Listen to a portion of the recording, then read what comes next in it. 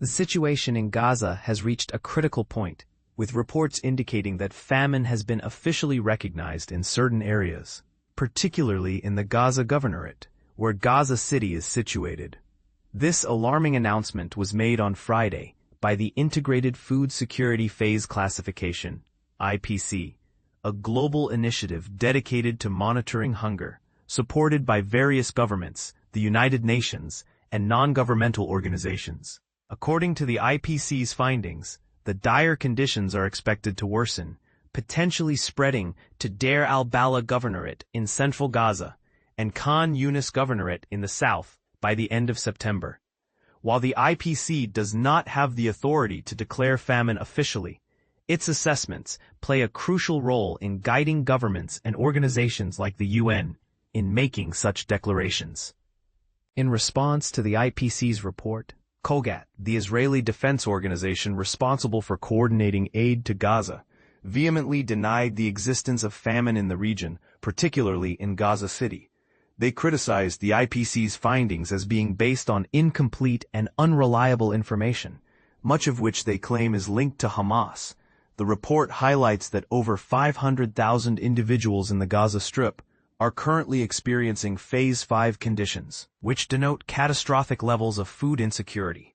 Additionally, approximately 1.07 million people, representing 54% of the population, are facing Phase 4 conditions, categorized as emergency levels of food insecurity. Alarmingly, projections suggest that by the end of September 2025, nearly 641,000 people could be living under Phase 5 catastrophic conditions, with the number of those in emergency situations likely rising to 1.14 million. It's important to note that the IPC's report may actually underestimate the severity of the crisis, as it could not classify conditions in North Gaza due to access restrictions. Furthermore, the estimates do not account for the population in Rafah, located in southern Gaza, which is largely uninhabited. The Israeli Prime Minister's office has labeled the IPC's famine declaration as an outright lie and a modern blood libel. They asserted that Israel will continue to act responsibly, ensuring that aid reaches civilians in Gaza while simultaneously dismantling Hamas's military capabilities. The food crisis in Gaza has escalated significantly since the ceasefire between Israel and Hamas ended in March, leading to a blockade on aid entering the region. Reports of increasing deaths due to malnutrition have surfaced, accompanied by heartbreaking images of suffering children and long lines for food. Israeli officials stated that the blockade, which lasted from mid-March to late May, was implemented to pressure Hamas into releasing hostages taken during their surprise attack on southern Israel on October 7, 2023. By mid-May, numerous doctors and international aid workers reported to ABC News that essential supplies such as water, food, and medical resources were dwindling, with some completely running out.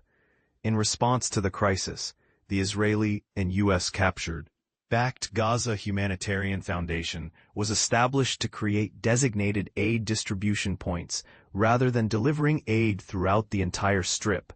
However, Palestinians and aid organizations have reported incidents of violence against individuals attempting to collect aid, as well as ongoing chaos at these distribution sites.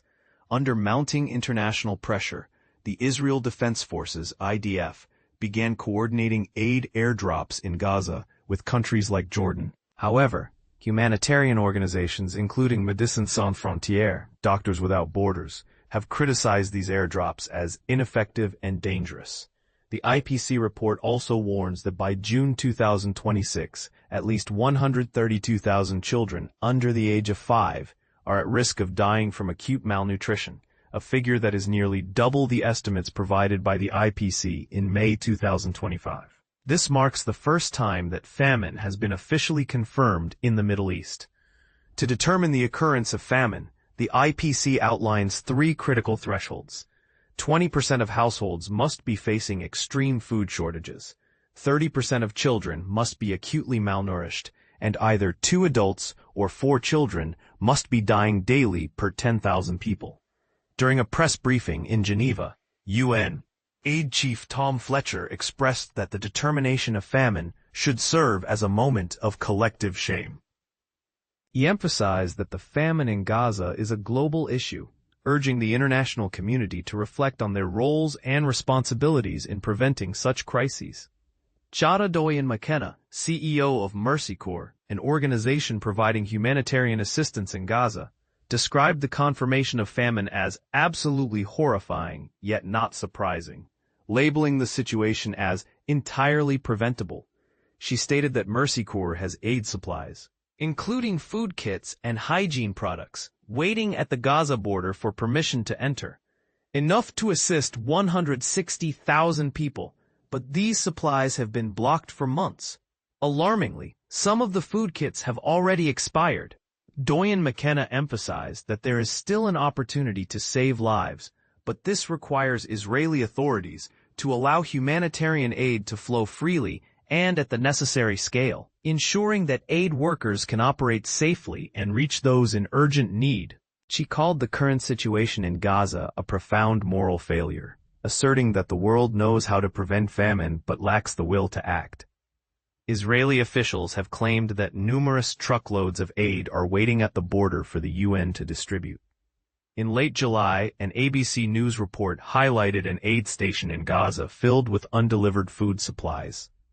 An IDF spokesperson stated that it is the responsibility of the international community to facilitate the delivery of this aid, while the UN has indicated that it cannot ensure safe delivery. In response to claims from Mercy Corps and other organizations regarding aid being held up, a COGAT spokesperson asserted that the reality contradicts these claims. They stated that Israel is actively working to allow and facilitate the entry of humanitarian aid into Gaza, while accusing Hamas of exploiting aid to bolster its military strength and control over the population, sometimes using international aid organizations as cover.